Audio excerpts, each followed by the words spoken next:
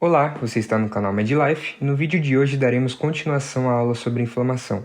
Tratarei de responder a pergunta do último vídeo, que se você não lembra foi: qual a razão de se manifestarem esses sinais cardinais, ou seja, por que aparecem?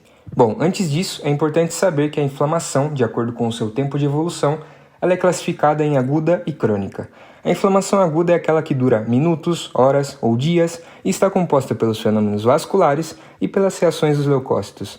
Os possíveis resultados da inflamação aguda podem ser a resolução completa, a fibrose e a inflamação crônica.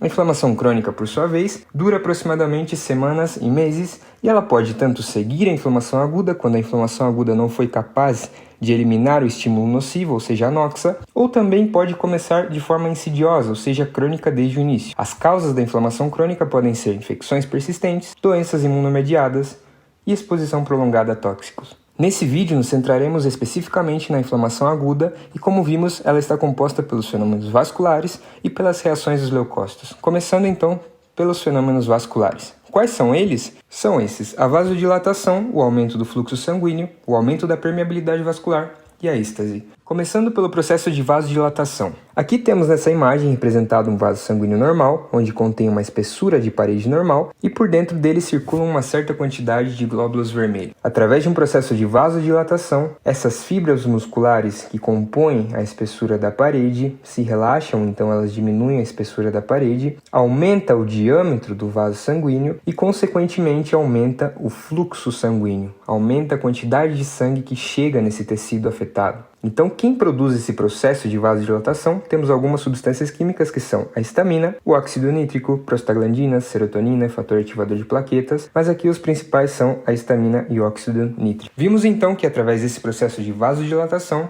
ocorre um aumento do fluxo sanguíneo. E esse é o motivo de se manifestarem dois dos sinais cardinais da inflamação, que são o calor e o rubor. O calor, devido à temperatura do sangue, e o rubor, pela cor do sangue, então nos dá esse aspecto avermelhado. Bom, depois do aumento da vasodilatação, o aumento do fluxo sanguíneo, ocorre o aumento da permeabilidade vascular. Aqui eu coloquei nessas imagens representando os distintos mecanismos pelos quais aumentam essa permeabilidade vascular. Nessa primeira imagem, temos um vaso sanguíneo normal. Aqui estamos representando essas células endoteliais, esse amarelinho com roxo. Esse azulzinho com roxo estão representando os leucócitos e esses pontinhos as proteínas plasmáticas. Através da retração das células endoteliais, ou seja, o primeiro mecanismo pelo qual aumenta a permeabilidade vascular, ocorre que aumenta o espaço intraendotelial, ou seja, o espaço entre as células endoteliais. Isso permite com que os leucócitos e proteínas do sangue possam passar para fora do vaso, alcançando o líquido intersticial. Algumas substâncias que estimulam esse processo são a histamina e o óxido nítrico. Outro processo pelo qual se produz um aumento da permeabilidade vascular é a injúria endotelial, quando as células endoteliais estão danificadas, estão lesionadas através de queimaduras, por exemplo, toxinas, também aumenta a passagem de líquido, a passagem de células e proteínas para fora do vaso, alcançando o líquido intersticial, porque elas não cumprem com sua função de manter todos esses componentes dentro do vaso. Outro mecanismo é a injúria vascular mediada por leucócito, onde o leucócito é a própria causa dessa lesão endotelial.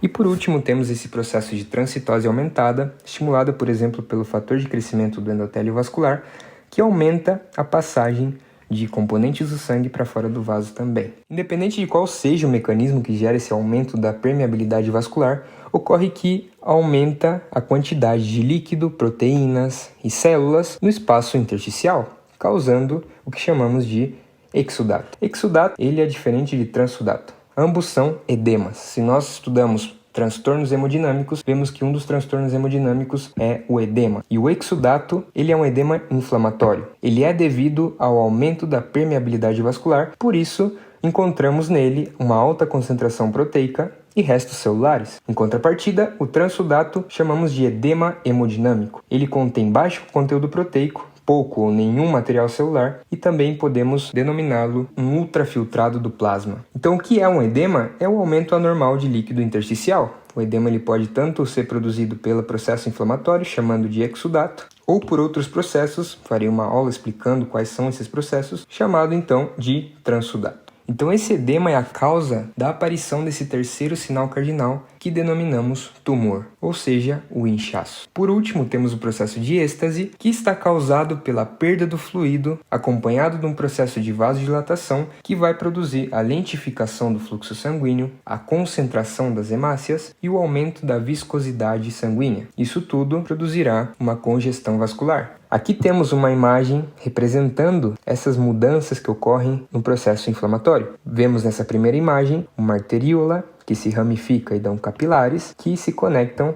por último terminando em uma vênula. Aqui temos a matriz extracelular e aqui alguns linfócitos e macrófagos residentes. Através de um processo de inflamação, ocorre a vasodilatação no extremo arteriolar. Aqui vemos alguns neutrófilos migrando para fora do vaso, alcançando a matriz extracelular. E aqui no extremo venular, vemos também que ocorre a passagem de líquidos e proteínas, ocasionando o edema. Vemos que um dos objetivos fundamentais dessa vasodilatação é a chegada de mais células de defesa para combater a noxa.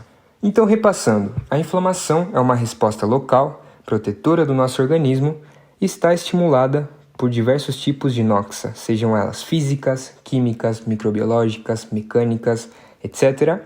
E ela contém 4 sinais cardinais, que depois foi agregado um 5º sinal, e vemos que são a dor, o rubor, o calor, o tumor, mais a perda da função. Não comentei sobre a dor, porque no livro Robbins, que estou utilizando como base desse vídeo, não se fala tanto sobre ela. Porém, sabemos que a dor é originada por mecanismos mais complexos, que incluem compressão das fibras nervosas locais devido ao edema, agressão direta às fibras nervosas e ação farmacológica sobre as terminações nervosas. Vimos também que a inflamação ela se classifica em aguda e crônica. A inflamação aguda está composta pelos fenômenos vasculares e pelas reações dos leucócitos. Fenômenos vasculares incluem a vasodilatação, o aumento do fluxo sanguíneo, o aumento da permeabilidade e a estase. A vasodilatação e o aumento do fluxo sanguíneo são os que explicam 2 dos sinais cardinais da inflamação, ou seja, o rubor e calor. E o aumento dessa permeabilidade vascular vai explicar o que seria o tumor, ou seja, o inchaço. Depois vimos também a diferença entre exudato e transsudato. Ambos são edemas, e nos perguntamos se estamos esquecendo de algo. Sim, estamos esquecendo da resposta dos vasos linfáticos. Quando aumenta essa passagem de líquido para o espaço intersticial, os encarregados de drenar esse líquido do espaço intersticial e voltar para a circulação sistêmica são os vasos linfáticos. Então, consequentemente, vai aumentar o fluxo de linfa e se, por exemplo, algum micro-organismo passa para os vasos linfáticos, pode produzir um processo de linfangite ou linfadenite, que são a inflamação dos vasos e dos gânglios.